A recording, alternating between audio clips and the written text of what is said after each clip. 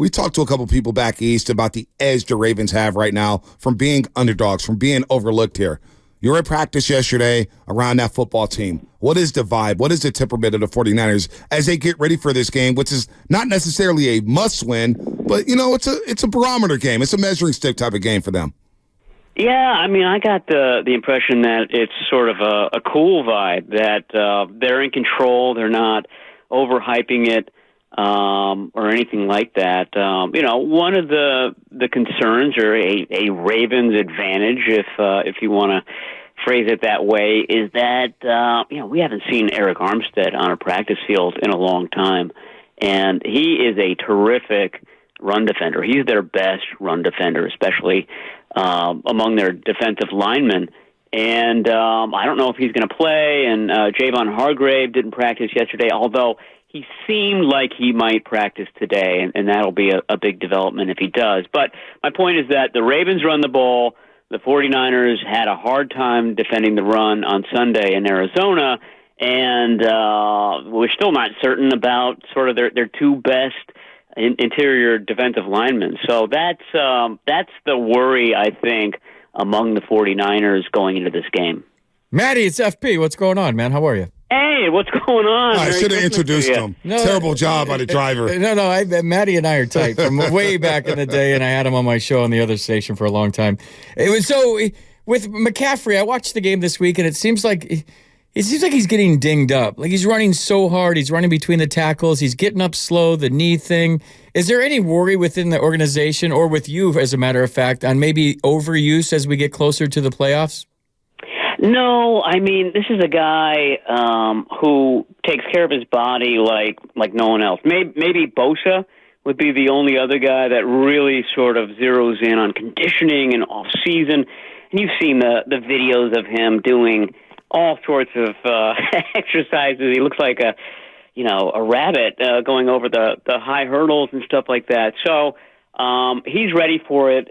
He's done more in the past. I mean, Carolina used him more extensively than the 49ers do. That was also back in the days when they were playing 16 games. They're playing 17 now, obviously. So that's a concern. I think the 49ers mentality is take care of this number one seed. You win the next two games, and then, in week 18, the Rams come to town, and if nothing changes, if they've got number one sealed up, then you see McCaffrey, play, I don't know, a quarter of a game. I don't know what the number would be, but certainly not a full load. And then, of course, they have the week off in early January in the wild card round. So I think that's the mentality, is that we can get our rest, but we have to earn it. And if we do that, it's gonna help us out a lot. Matt, you brought up that Rams game, and watching the Rams last night and knowing how the Niners and Rams have a bit of a history. With the Niners, even if they had the number one seat locked up, we're moving ahead here, and I want to get back to the game, but I just wonder, would they want to keep the Rams out of the playoffs if they had an opportunity to do so, even if it came at the risk of playing their starters? Yeah, I mean, you could look at it two ways. You could look at it that, you want to keep the Rams and, Puka Nacua, Kyron Williams. I mean, this team did a good job drafting this past year. You want to keep them out of the playoffs, but the Rams could also take out one of your big conference opponents. They could take out the Eagles. They could take out the Cowboys. They could be an ally in doing that. So I think the 49ers would put rest, keeping Trent Williams, keeping Brock Purdy from getting an injury. Brock Purdy almost got a big one, a couple of inches away from something that could have been much more serious Sunday in Arizona. So I think that just kind of taking all of that, all those bad scenarios out of the equation would be paramount for the 49ers in that scenario. Yeah, Brock can't get hurt. He was laying there. I'm like, you can't get hurt, Brock. I think he even tweeted it. Like, he can't get hurt. Like, that was the scariest part of the season so far. Matt, we talked about a long time ago MVP and Brock Purdy, and here we are late in the season, and he's the front runner for MVP. None of us saw that coming. Maybe we did early in the season, and they had a 3-game skid, but Is that being talked about with in the locker room there? Are guys mentioning that? Do guys want him to get it? Is it divided between he and CMC? Like, what is your vibe down there? Do they want him to get this award? Yeah, I get the impression it's not being discussed, among the players. Of course, when the media's in there, that's been a huge topic, and everybody kind of answers it in a political way. I think it would, be.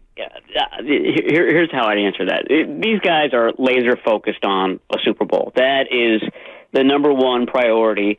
And then the individual awards would be the kind of cherries on top of that. And an MVP award for Brock Purdy would just, it would kind of signify who the 49ers are.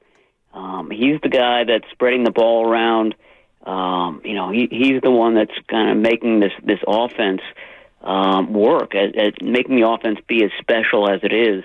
I think one of the kind of fascinating things over these last three games is that Brandon Ayuk has already hit 1,000 receiving yards. Yep. And Deebo Samuel and George Kittle are within striking distance of doing that. That's very rare. That's like blue moon rare. And, the guy at the center of that, obviously, is Brock Purdy. And I think if they have 1,000-yard receivers, and they'd become the sixth team in NFL history to have that, that speaks very well on the play caller and on the quarterback, and then that would push Purdy over the line to win MVP. And not to mention a running back who's going to be over 500, 600, 700 yards in a receiving game as well, Christian McCaffrey. So you're spot on there, Matt Barrows. Matt Barrows from The Athletic, of course, here on the Morning Roast with FP Santangelo, Avante Hill. Looking at this team here, and you talk about all the players, but the guy calling the plays, Kyle Shanahan. You've been around him. You've been around the Niners for a very long time, Matty B. Is this the best job Shanahan has done this season? I know he's had some great years with the 49ers, 2021, 2019, 2022, but this year it just seems like it's different. It feels like he's more aggressive. It feels like he has a pulse on this offense here. What do you think?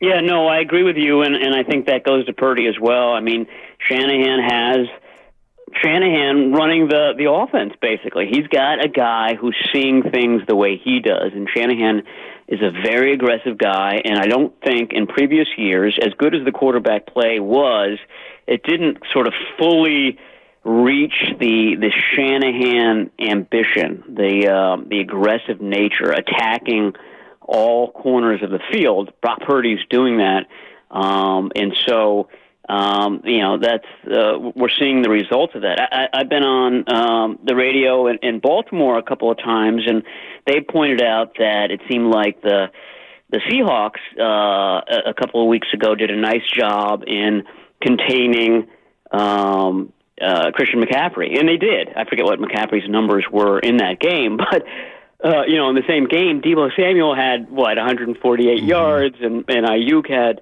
X amount of yards, and George Kittle had a great game as well. My point to them was that you can take out McCaffrey, but then there are three other guys that more than sort of pick up the slack. So that's been the beauty of this offense, is that a defense can choose to take away one aspect, but there are 4 or 5 other aspects that Shanahan can go to, and he knows immediately which are available to him. Matty, we talked a lot about Steve Wilkes, you and I, earlier, about being up in the booth, coming down the sidelines. He's on the sidelines now. It just seems like there's better interaction. I don't think a lot has been taught. He was much maligned early in the season. Niners fans were calling for his head. They wanted him fired. Now, I know there was a lot of missed tackles, but that kind of happens this time of year when you're injured, you're dinged up, and maybe you're mentally tired as well. But talk about the difference he's made being down on the sidelines and the job he's done.